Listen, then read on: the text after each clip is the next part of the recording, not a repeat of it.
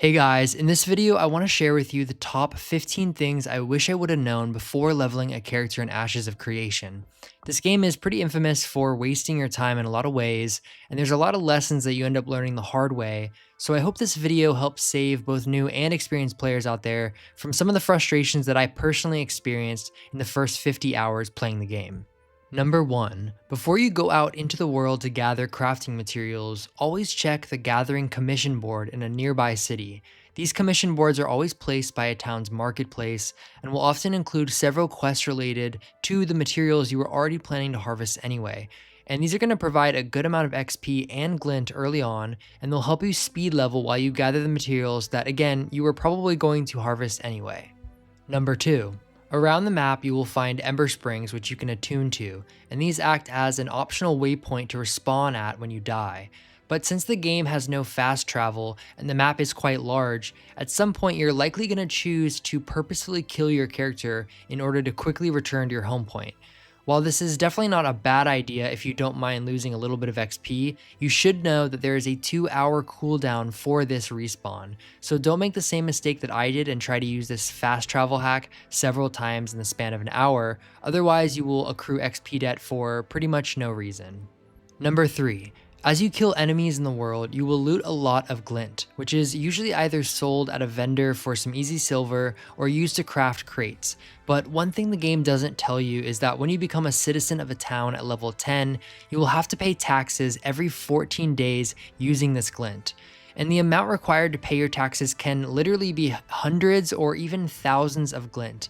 And if you hastily sell all of yours to a vendor to make some quick silver, then you'll end up having to grind mobs for a few hours every time tax season comes around. So for this reason, I recommend saving a good amount of your glint in storage instead of just selling it all immediately.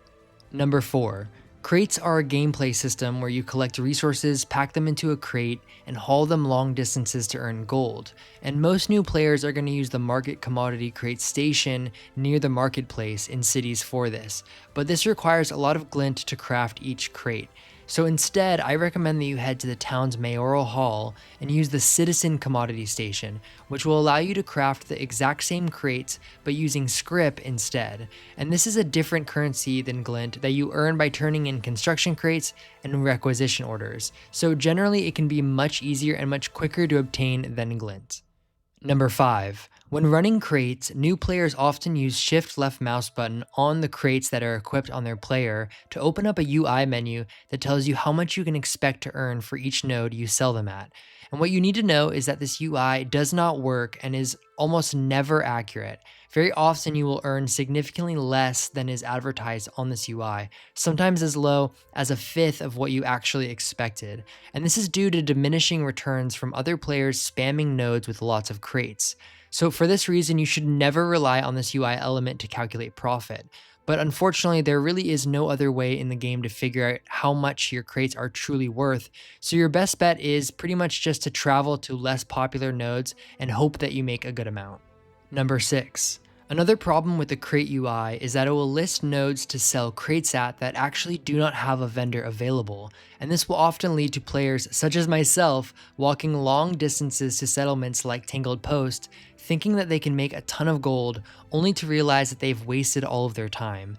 And this is because you can only sell crates at rank 3 and above towns, as these towns have a marketplace available. So be sure to always check on the map that the town that you're planning to head to is rank 3 or above before making the journey, just to make sure that you're not wasting your time. Number 7. When one of your gathering professions reaches level 10 or above, you can promote the skill from novice to apprentice at a corresponding skill trainer in Briarmore Farms or a city that has that trainer. And this will allow you to harvest more rare specialty materials. But what the game doesn't tell you is that you also need to have an upgraded gathering tool as well as this upgraded promotional skill in order to actually harvest any of the specialty resources that unlock for you. And these apprentice tools can actually only be crafted by apprentice weaponsmiths, so your best bet is pretty much just to buy them off the marketplace instead of trying to make them yourself, unless you are planning to level weaponsmithing anyway. Number 8. When promoting your professions to apprentice and beyond, it's important to keep in mind that you can only have a maximum of 5 skills upgraded beyond the base novice level at a time. And this is not something that the game really tells you, so you have to be sure to plan out what skills you want to prioritize instead of trying to level all of them, because you'll be disappointed when you can't upgrade past 5 of them. If you don't, you'll likely have to make a long trip back to Briarmoor Farms to demote any existing skills in order to promote the ones that you actually wanted to level. Number 9. Fishing is considered by a lot of players to be an AFK skill because it has no interactive components, so a lot of players will often leave their character fishing while they're away from their computer for something like a bathroom break. But what you'll discover is that if your character does not move around for around 10 minutes, you will be automatically logged out of the game. So if you're planning to leave your character AFK fishing for a long time while you, say, go out to lunch or dinner with friends, be sure to actually check back periodically and click on a few buttons on your keyboard to reset this logout timer, or just don't do it at all. Number 10. Over time, your tools, armor, and weapons are all going to lose durability until they eventually break completely. At this point, they are completely unusable and must be repaired at a vendor in order for them to actually be used again. To do this, simply interact with any vendor and click the repair icon in the bottom left corner. And this can cost a lot of silver, so you want to make sure you always have some on hand in case this happens while you're out in the world. Otherwise, you might be stuck having to sell stuff that you didn't want to sell. Number 11. In the event that you choose to leave your existing guild, the game is actually going to force you into a 5-day cooldown before you can join another one. And this is intended to prevent guild hopping, but it can be really frustrating to new players that are trying to leave, say, a dead leveling guild that no longer is really playing the game, and instead end up getting punished for doing so. So if you plan on joining a new guild anytime soon, or are unhappy with your current guild, be sure to leave your old guild earlier rather than later so that this long cooldown doesn't negatively affect your plans in the future.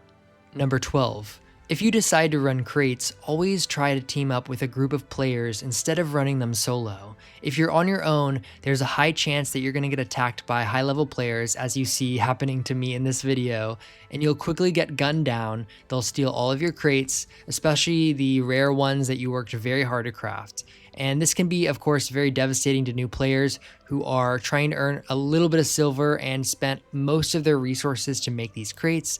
So definitely make sure you group up with at least a group of 3 or 4 other players just to increase your chances of surviving an attack, or at the very least to deter 1 or 2 other players from attacking you in the first place. Number 13. In every town, you're going to find a storage clerk that allows you to store your materials.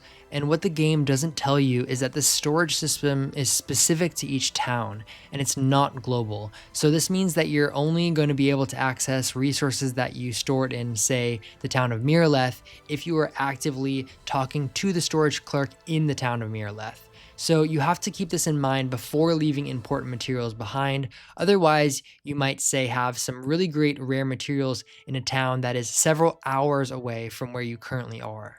Number 14. At level 10, the marketplace is going to become available to you, allowing you to buy and sell resources. And if you list anything on the marketplace that does end up selling, you're not going to receive the payment automatically. Instead, it's going to be sent to you through the mail system. So you can access it at a mailbox, which is this box that you see on screen now, near the storage clerk. There's going to be an icon also in the top right corner that tells you whenever you have pending mail, so you can use that as a way to figure out if your products have sold. Also, I think it's important to keep in mind that regardless of what node you actually sold your items at, since each node has its own marketplace, you will always be able to receive your payment from any mailbox in any node. Number 15, Burger King foot lettuce. No, just kidding. Last but not least, if you're planning to run crates between disparate regions, like the Riverlands and the Sandsquall Desert, for example, you should be aware that you can only craft crates using materials from that region. So if you bring, for example, materials from the Riverlands all the way to the desert, hoping that you can then craft more crates to bring back home with you to do a sort of like double crate route, you will be unable to do so, and instead you'll have to farm an entirely new set of wood, stone, and fish in that region. So for this reason, if you are planning to run crates between node cities, I recommend staying within the region that you're actually in, unless you absolutely need to.